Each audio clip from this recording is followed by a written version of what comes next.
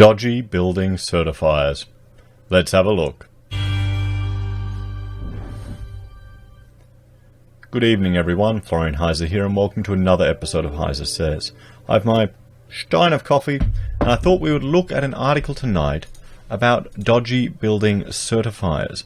Now this is a group of certifiers which have certified a lot of buildings and left a trail of destruction in their wake. Just checking to make sure my noise gate is turned off. Thank you for letting me know about that issue. So let's have a look. This is from the Sydney Morning Herald and it was shared to me by several viewers. So building certifiers leave a trail of chaos. A small group of private certifiers have signed off on 130 buildings with compliance problems, including allowing residents to move into one property that did not have toilets or taps fitted. Now, that may sound crazy, but you've got to realize, well, it is crazy, but you've got to realize if the plumbers may be coming a few days later, and you've got other means to, or have a temporary toilet on site as part of a management plan, you could work around that. It's not a long-term end of a project. It can be worked with. That allows for some compromises and getting a good outcome that everyone can reach. Not the worst thing in the world, but it's when it's abused, and that's the problem. Because there are people that ruin it for all the rest of us, like everything in life. The 6 offenders, so only 6 of them, have been hit with 111 disciplinary actions since 2005, accounting for about a quarter of all such penalties. A quarter of all such penalties. So they're really overrepresenting the industry. The role of private certifiers in the state's building standards crisis is under mounting scrutiny after apartment buildings such as Mascot, Sydney's Olympic Park, Zetland and Erskineville were abandoned over safety concerns. Yes, yeah, I mean, that's insane. And we've got other ones as well that are being occupied with fire safety issues with an interim certificate for a decade. Breaches from the 142 certifiers disciplined include a Mossman shop unfit for habitation, a childcare centre that was a recipe for disaster, and a bowling alley considered a hazard. In another case, a certifier was cautioned for a potential conflict of interest when he certified a project he was involved in developing. Well, that shouldn't even be allowed. That's not a potential conflict of interest. That is a conflict of interest right there. It's not a potential. The Building Professionals Board regulates certifiers and maintains a public register of disciplinary action, with the most serious cases referred to the New South Wales Civil and Administrative Tribunal. Private certification was introduced in New South Wales in 1998 and means a developer can pay a certifier of their choice to inspect construction work at critical stages and ensure it meets legal requirements. So what we'll do, I'm gonna get back. I'm enjoying having my drawing set up here. Now we'll look at just a little issue with this. So how it works is you've got the developer here, okay, and if you go on a design and construct, underneath the developer you'll have the contractor. Underneath him, you'll often have the certifier. And then you'd have the arc, and, sometimes under the arc, or not necessarily, but you'd have the team, all the other consultants. And then, as well, you've got all the builders and subbies underneath him too. Did I just draw this upside down? Wow, okay. Hang on. Let's see if that fixes it. Well, there you go. I've learned something new. I'm not going to edit it. I think that's part of the fun. Okay, I've got to change something on my surface. But so we've got the developer here, then you've got the contractor here under design and construct. So the contractor is taking responsibility for all these people, and the certifier is working for the contractor. Okay? Or he could still be working for the developer, but it's even more of an issue in this type of relationship here. So that's the one thing that isn't really being discussed is the way these buildings are procured. Because traditionally, I mean, I'll do it now. We'll compare that to the traditional procurement. Okay, and this is traditional, where you have here you've got a client or developer. Now, and they've employed the architect. Oh, I'm can't even write architect, and then and the rest of their consultant team. And the certifier, all of that. They're all employed directly by Mr. Developer or Mrs. Developer. Now, when they go to construction, there's a contractual relationship between the developer and the builder. Okay, that's the relationship. But if the builder wants to get anything, it all needs to go through the architect. And the architect is the communication path between these two, between the rest of the team. Now, the reason that's an advantage is the architect is a professional covered by the Architects Act.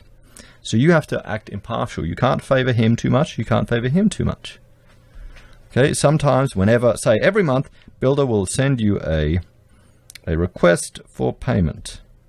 Request for payment. Now you review that and you go through it and you go, yes, no, yes, no, to make sure the builder isn't overcharging, he's not charging too little.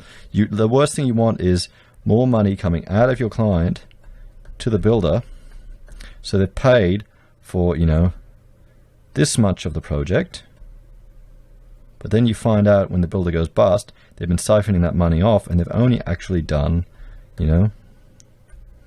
this much here. So it's part of the process, it's part of being checked. And the advantage of having an impartial professional there is you can also protect the builder. You can make sure that the client isn't going to rip them off, and the client is providing enough funds to ensure the builder will get the work done. Okay, so that's the traditional way it was procured.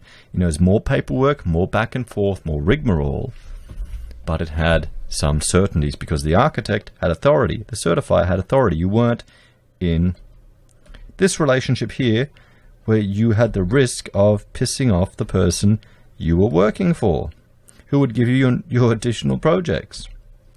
And this is before it even has all the issues with strata not wanting to talk to, advise the builder or the developer of issues. It's before any of that happens. This is right at the construction stage, the procurement stage of the project. It's even the way the teams are communicating with each other and who has authority. That's a really big part of it that isn't being discussed or picked up in any of this.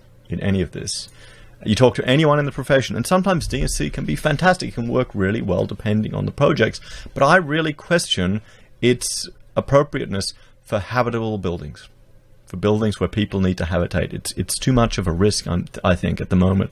There's just too many ethical issues in our profession or in our industry. So back to the article.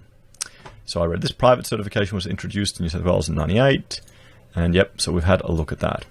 Repeat offending has soared, even though then Planning Minister Brad Hazzard reportedly ordered the board in 2012 to get tough with those small number of certifiers who play games and seem to be popping up regularly.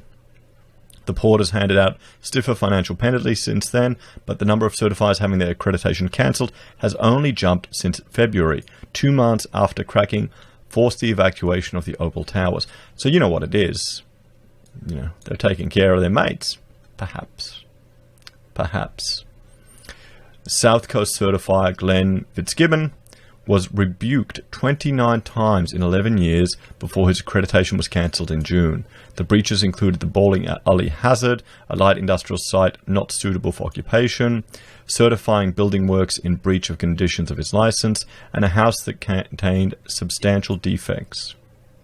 Lyle Dix, who enjoys Sydney Harbour views from his Vaculus home, sorry I got that wrong, received the largest ever fine of $50,000 in 2012 for signing off on an Alloa unit block with fire safety issues and an extra apartment, lift shaft and car park. Okay, well, you gotta make ends meet, guys. It was less than half the maximum $110,000 fine the board can impose.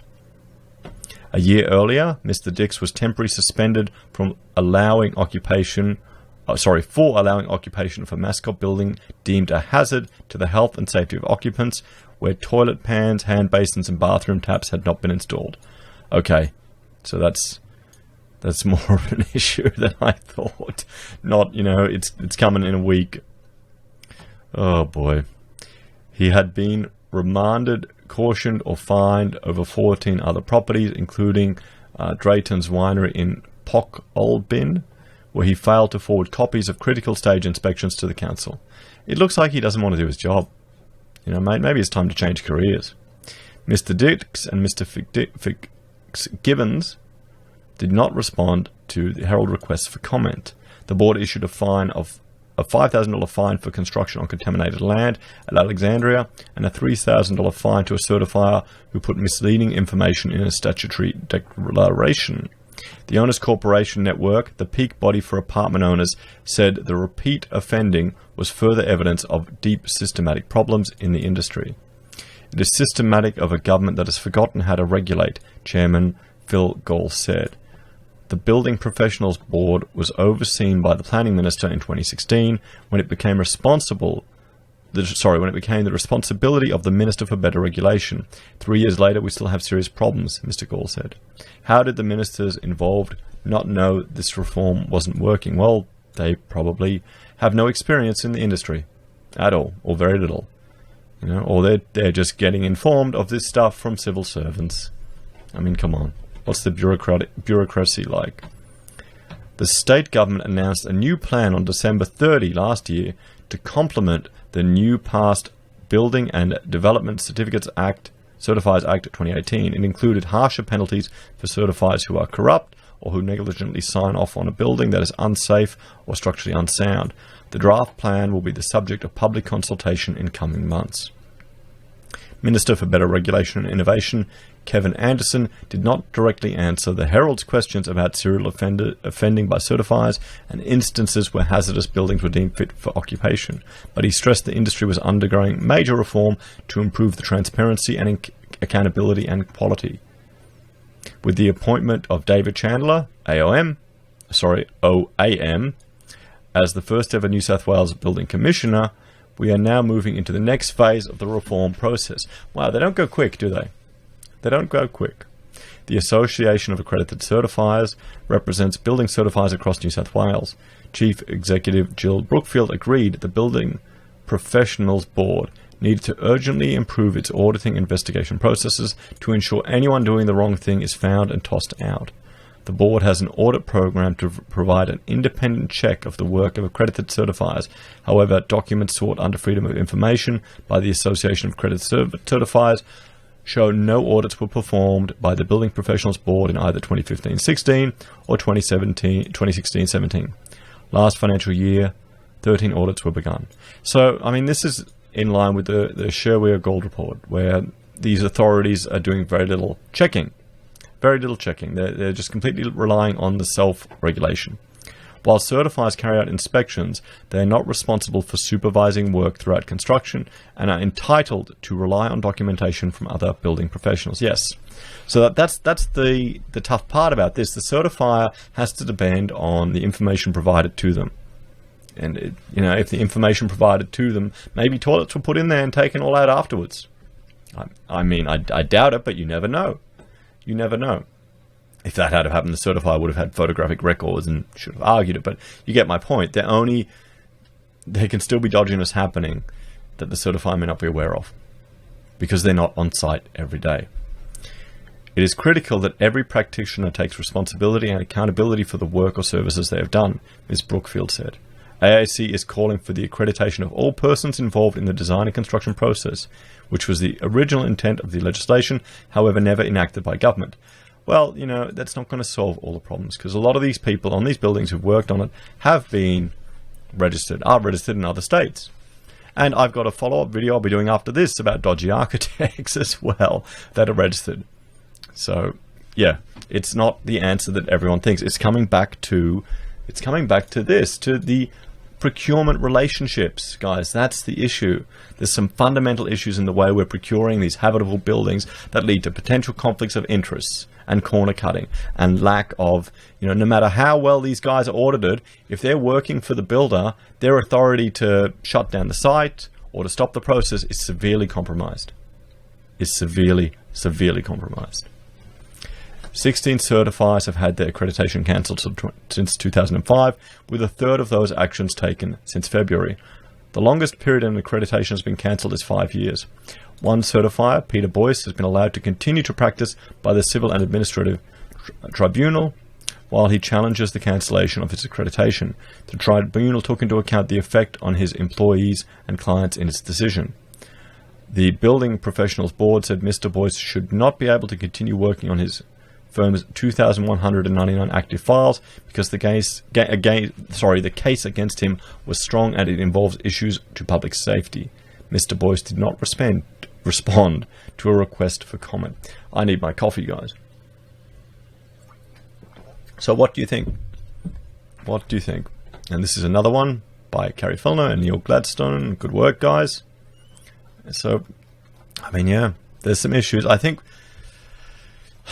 there's just too much potential for conflict of interest in this game. Guys, there's too much potential for conflict of interest. The fundamental procurement issues is not being discussed anywhere. It's not being discussed anywhere. Parties are talking about the potential issues with strata and their relationship with developers and all the conflicts there, but we need to look at the earlier stage. And frankly, it's probably because people are worried. By talking about it like this, you're going to severely limit your opportunities to get work in those fields, which I'm not too worried about anymore, getting design and construct work. I like doing other stuff. We got a nice little projects and good variety, so it's good for us. But let me know what you think, guys. Like, share, subscribe. I'll see you all later. Bye for now.